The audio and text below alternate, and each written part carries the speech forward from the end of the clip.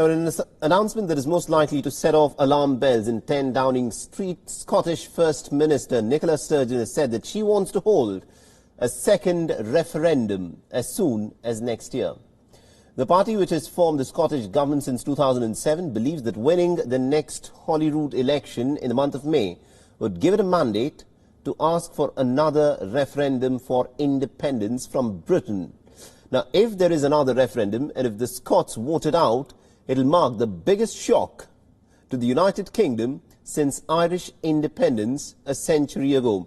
And just as London is still grappling and coming to terms with the impact of Brexit.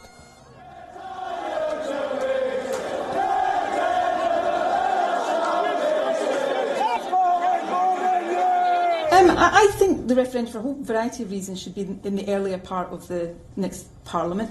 I'm not going to sit here right now. I intend to say more about this before the election in our manifesto, but we are still in a global pandemic that I feel a bit more hopeful about seeing the end of than I did even just a couple of months ago, but there's still a lot of uncertainty ahead. And, you know, I'm a lifelong believer in, campaigner for, advocate for independence, but right now I'm also the First Minister of Scotland, and my responsibility is to the health and the well-being of the country.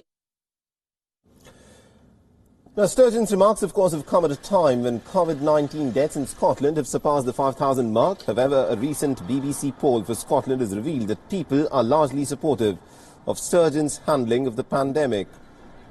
Her leadership credentials appear to be pretty secure at this point of time, and Sturgeon's claims seem to be backed by stable trends in recent times. The past 14 opinion surveys have shown that the Scots support independence.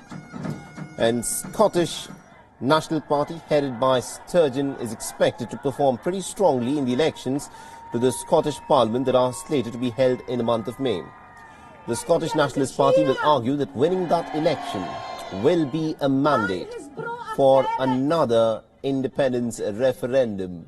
Last month, an Ipsos Mori poll indicated 58% of Scots will vote to quit the Four Nations United Kingdom if a referendum on Scottish independence were to be held this year.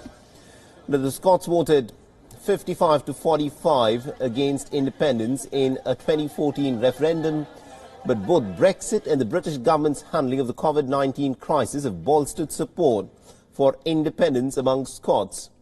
Now, Ian Blackford, the SNP's leader in the House of Commons, has said earlier this month that the referendum must be held next year. However, critics argued that it would be impossible to do. British Prime Minister Boris Johnson has said that the 2014 independence referendum was decisive and it was a once-in-a-generation event, and therefore it will be rejected. His government has said that there should not be another referendum in the near future. Now, will Sturgeon pay heed to Prime Minister Johnson's stand is, of course, something that remains to be seen.